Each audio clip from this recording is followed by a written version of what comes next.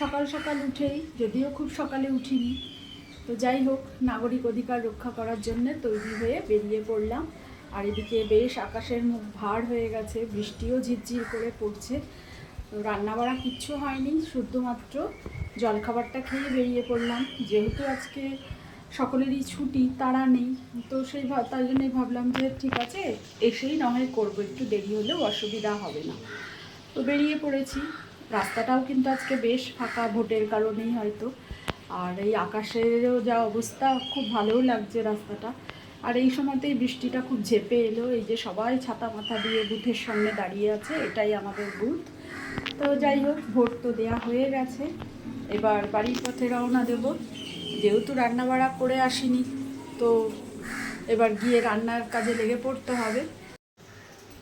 তো ফেরার সময় একটু মাংস নিয়ে নেওয়া হয়েছে। এই যে মাংসের ঝোল আর ভাত হবে। 12:30 বেজে গেছে, কখন হবে কিছু জানি না।